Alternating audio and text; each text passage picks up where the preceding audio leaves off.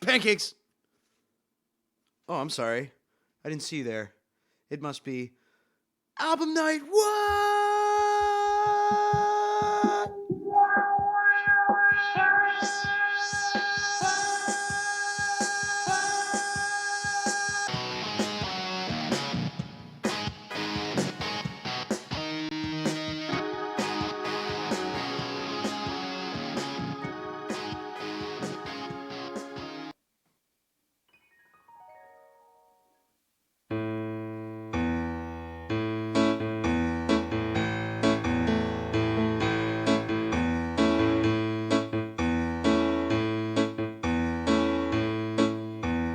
This is the town and these are the people. This is the town where the people all stay. This is the town and these are the people. That's the way they wanted it. That's the way it's going to stay.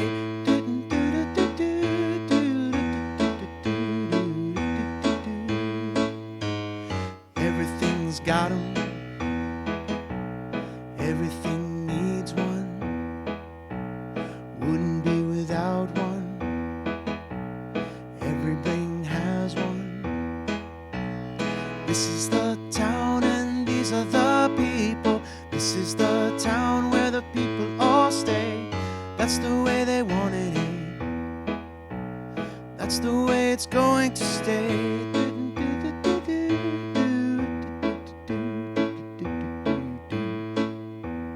Everything's got 'em. Everything needs one. Wouldn't be without one. Everything has one.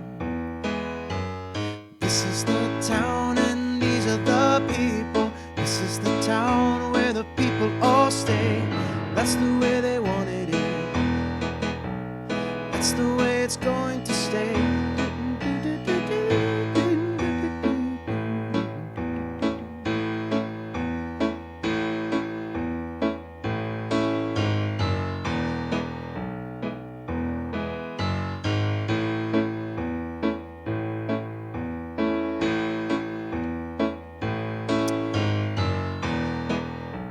Years ago, there was a place called the Land of Point. And that was because everything in the Land of Point had one. The barns, the houses, the carts, everything, even the people. Everyone in the Land of Point had a point on the top of his head. Everyone, that is, with the exception of Oblio. Now, although Oblio was born to a set of normally pointed parents, and although he was born physically perfect in every other aspect, he was born without a point. He was round-headed. And as time passed, Oblio became increasingly aware of his uniqueness, and so did everyone else, which made life in the Land of Point rather uncomfortable for him and his parents. You see, Oblio became sort of an involuntary celebrity, and he was subject to the sometimes cruel and unusual harassment from schoolmates. It wasn't easy being the only pointless person in the whole Land of Point, and in an effort to make life easier, his mother knitted a pointed cap for him to wear. It was to conceal his pointless condition. In fact, the only real friend that he had was his dog, Arrow. Me and my arrow, straighter than arrow. Wherever we go, everyone knows it's me and my arrow. Me and my arrow, taking the high road. Wherever we go, everyone knows it's me and my arrow.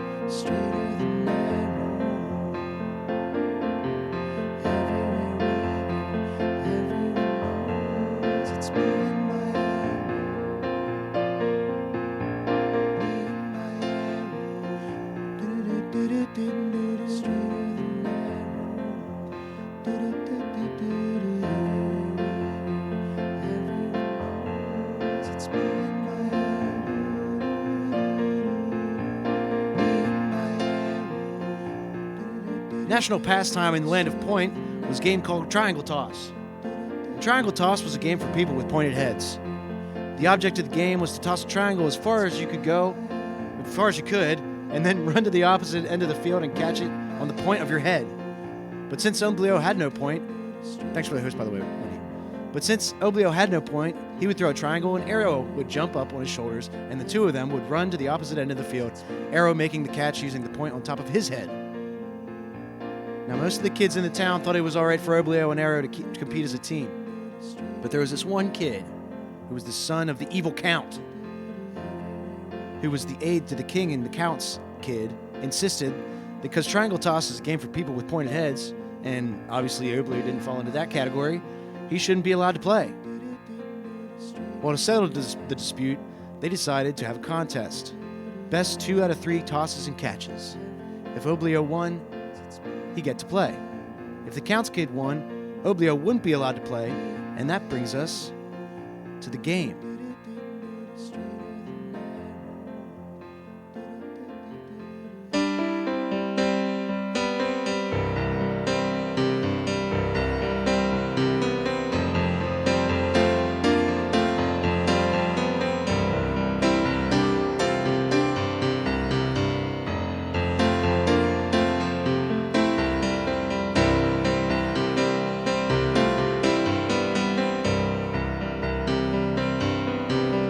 Bali high, Bali so high, Bali low, Bali low, Bali high, Bali so high, Bali low, Bali high, Bali low, Bali so low, Bali high, Bali high, Bali low, Bali so low, Bali high, Bali high.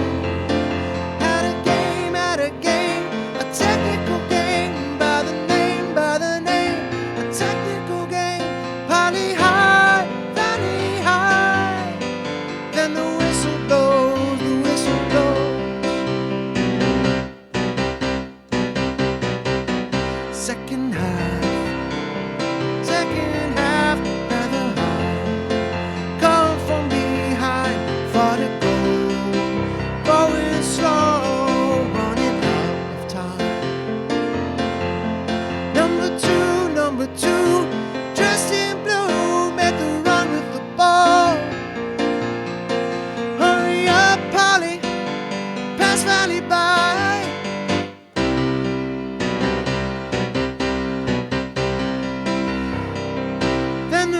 Start to fall, making fools evermore, so it ends in a technical tie.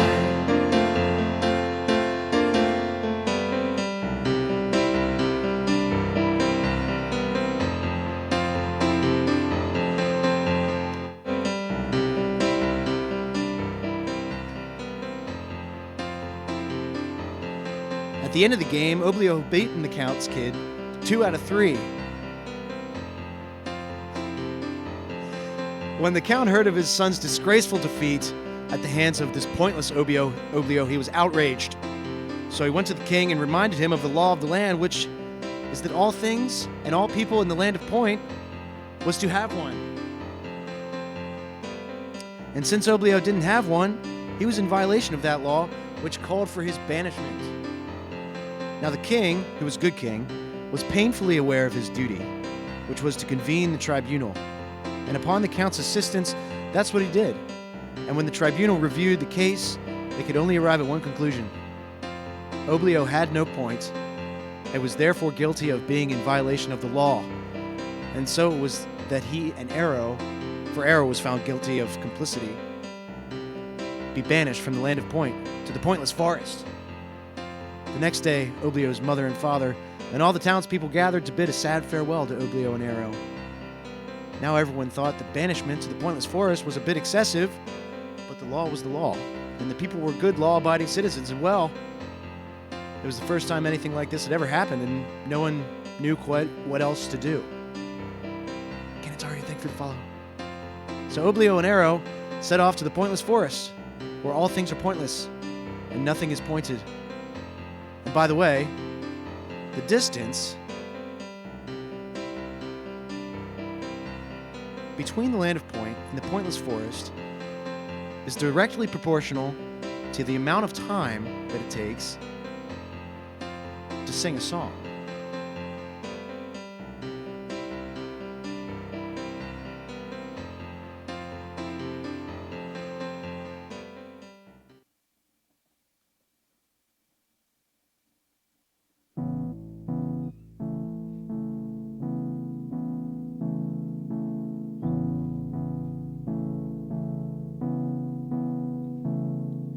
Sit beside the breakfast table, think about your troubles, pour yourself a cup of tea, and think about the bubbles.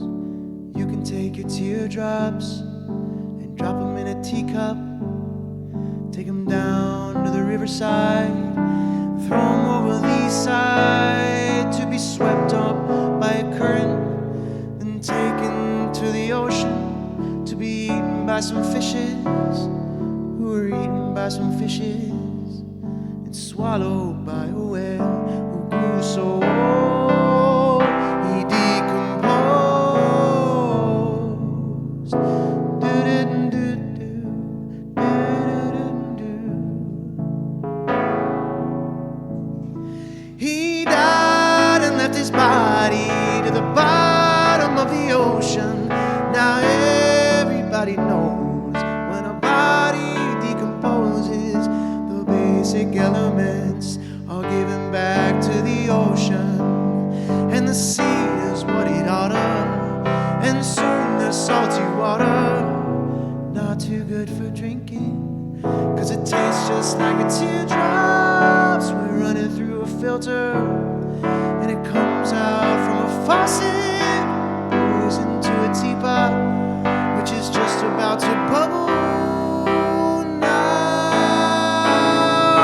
think about your troubles.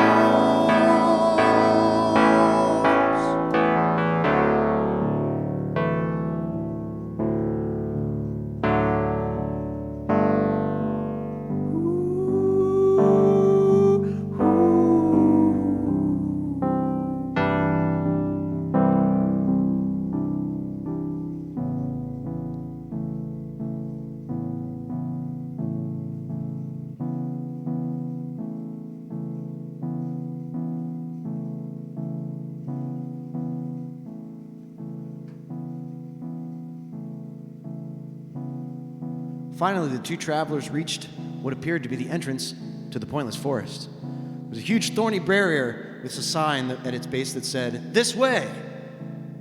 Once on the other side of the barrier, Oblio and Arrow had their first encounter with the pointless man, or the pointed man, depending on your point of view. You see, the pointless man did have a point. He had hundreds of them, all pointing in different directions. But as he so quickly pointed out, a point in every direction is the same as no point at all. And speaking of points, I don't know if you've been to a pointless forest, but a forest is a forest. And one of those the first things that Oblio and Arrow noticed about the pointless forest was that all the leaves on all the trees had points, and all the trees had points. In fact, even the branches, all of the trees pointed in different directions, which seemed a little strange for a pointless forest. When the pointed man disappeared, Oblio and Arrow were left standing alone, wondering what to do next, when suddenly they were aware of a strange sound coming in from the north. And when they looked up, there was a giant swarm of bees headed straight for them. So to seek cover, they jumped inside a hollow log. But when the bees attacked the log, it was jarred loose, and it tumbled down a steep hill and careened and crashed, finally into the base of an unusual rock pile. In fact, the rock man said, "Say, what's happening with you boys? You look like you're pretty shook up. You've been goofing around with the bees?" And Oblio and the rock man, told the rock man that he got banished and asked him whether or not this was the pointless forest. Hey, Serge. The rock man said, "Say, babe, this is nothing pointless about this game. The thing is, you see what you want to see and you hear what you want to hear. You dig? Did you ever see Paris? No. Did you ever see New Delhi? No. Well, that's it. You see what you want to see and you hear what you want to hear." And with that, the rock man fell soundly asleep, leaving Oblio and Arrow once again all alone. So they continued on into the pointless forest till suddenly Arrow, who had been running a few yards ahead of Oblio, disappeared into a hole. In fact, it was the point of no return.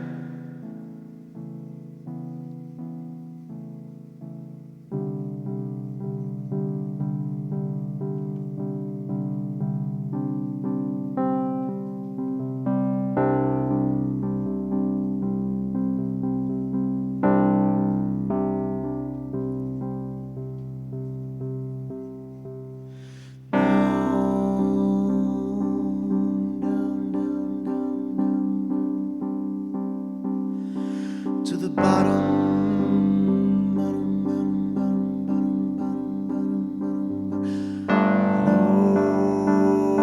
Oh, is there anybody else here? It's cold. I'm so lonely. Hello, is there anybody else here?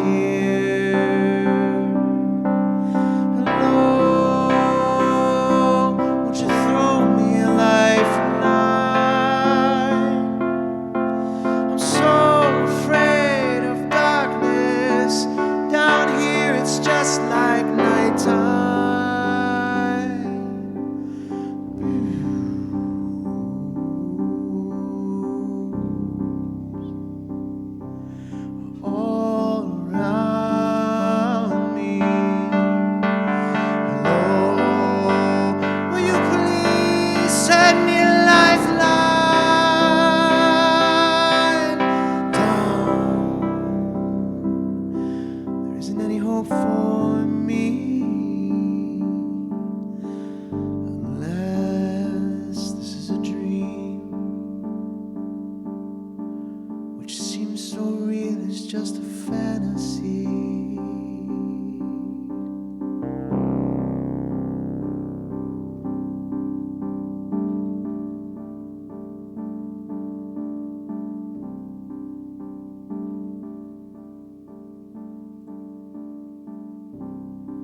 After the incident at the bottomless pit, the two adventurers continued along the winding path, which leads them to the pointless forest. And along the way, they met three fat sisters who giggled and laughed and danced, and this point was fun. They also met the Leaf Man, who told them to plant their roots in the pointless forest, and by springtime, leave the harvest of green and gold leaves. Green and gold leaves. Oh, don't leave that time. Green and gold leaves, which the forest has had to offer. Needless to say, Oblio and Arrow were not interested in planting roots in the pointless forest. In fact, they had no root to plant, so they thanked the Leaf Man and continued on their way. Little by little, Oblio was learning a great deal about the pointless forest and its inhabitants. But unfortunately for him and Arrow, his knowledge couldn't possibly help them anticipate what was hovering directly above them, until suddenly the whole area in which they were standing grew dark from the shadow of a giant prehistoric pterodactyl, which swooped down and lifted Oblio and Arrow high above the pointless forest.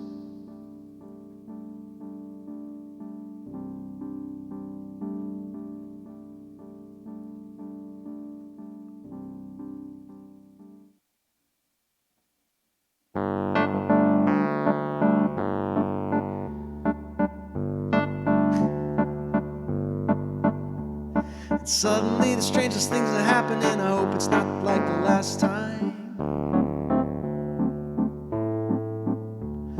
I had a drink or two an hour or so ago. It made me think of you, and now I know it's not the last time. Flying up in the sky, I wonder why. I think I'm gonna fall, I think I'm gonna fall. But here I go again, I'm up again, there I go again. I hope this isn't all. But hey, as long as we're up here, might as well stay in sweet harmony. Yada la la la la la, yada la la la la la, yada la la la, yada la la la la la, yada la la la la la, la la la. Flying up in the sky, wonder if I have to have a different point of view to see me through. But now I know I think I'm gonna fall. Hope this isn't all. On top of that, I hope it's not the last time. Ooh, yada la la la la la, yada la la la la, yada da. Yada la la la la, yada la la la la la la.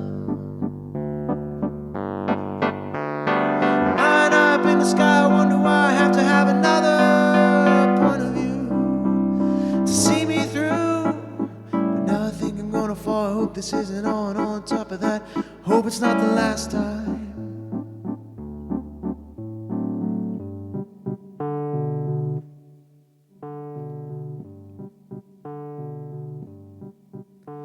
The giant bird flew oblio and arrow high above the floor of the forest and onto his final destination, a huge dome-shaped object which rested high on a plateau overlooking the entire pointless forest.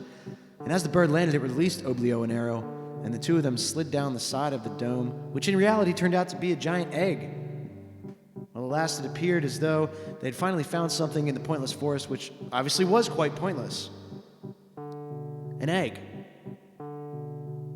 But at that moment, the egg began to crack, and from inside the egg came the strangest noise, followed by the appearance of a large point attached to the head of the strangest bird.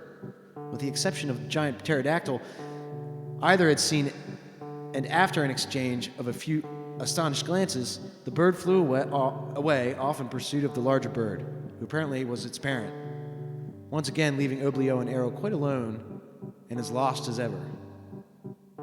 So the two travelers set off again, hoping to find a place to rest before the nightfall, and finally they came to a clearing in the woods where they paused to rest on a tremendous boulder. No sooner had they sat down when both weary travelers fell asleep. And they fell deeply asleep.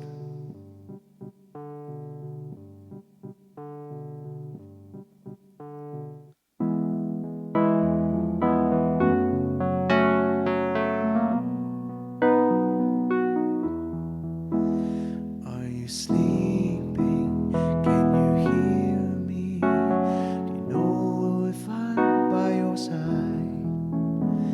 Doesn't matter if you hear me. When the morning comes, I'll be there by your side. And in the morning when I wake up, she may be telling me goodbye. La la la.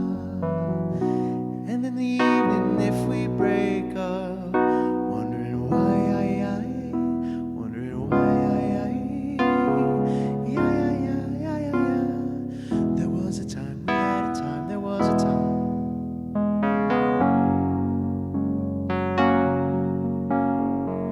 There was a time, there was a time, there was a time when you were mine. There was a time, we had a time, there was a time, we had a time, there was a time. There was a time, there was a time, there was a time when you were mine. And in the evening, if we go out, nighttime will find us at the show. Or we may decide to stay inside. You never know, you never know. Are you sleeping? Can you hear me? Do you know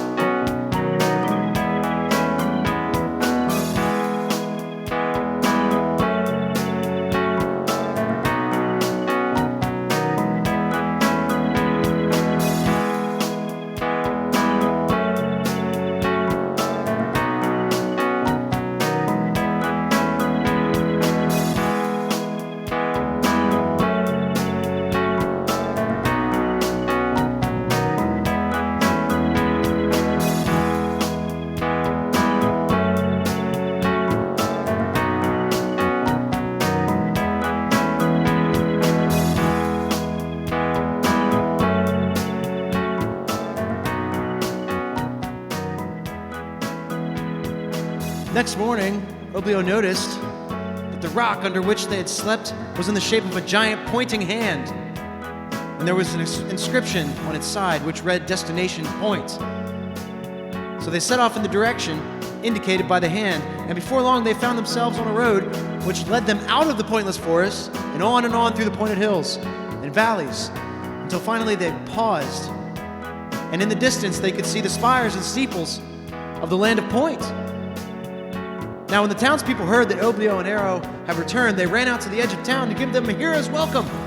For you see, not only were the people glad to see them, Oblio and Arrow were the first to have ever been to the pointless forest.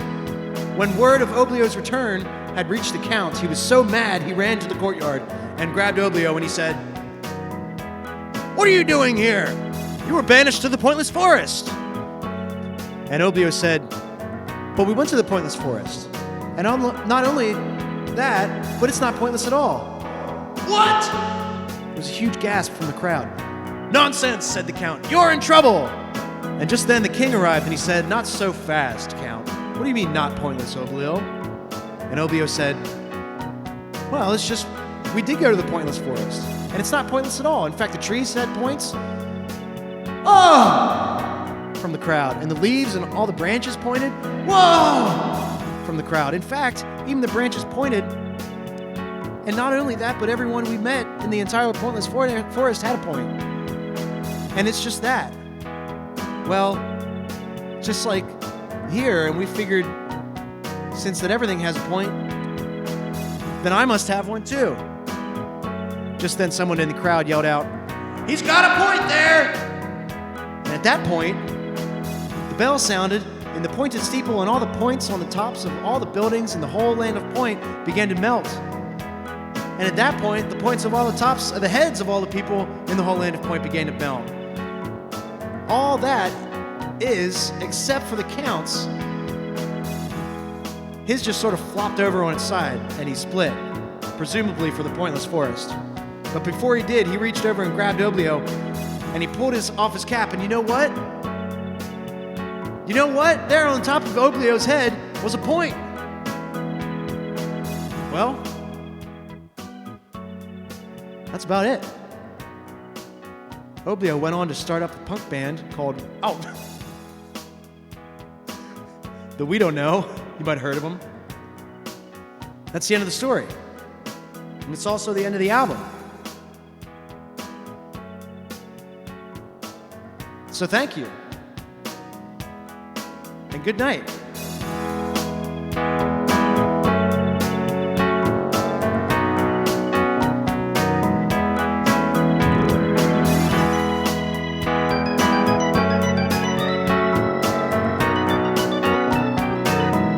The album said it itself. That's it, baby.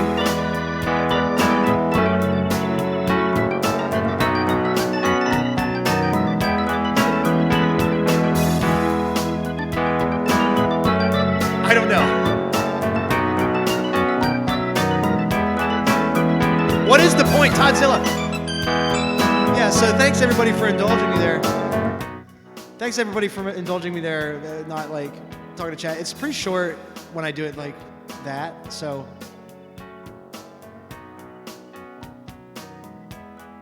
But I really appreciate it. Jesus Freak, how you doing? Toddzilla, what is the point?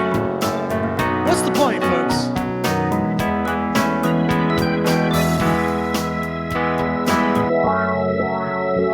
What's your point?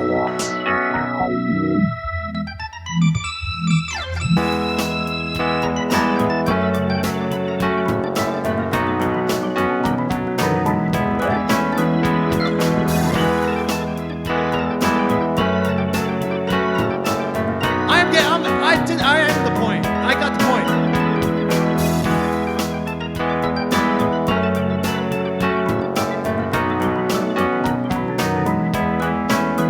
It's the point. Aaron Nilsson, baby.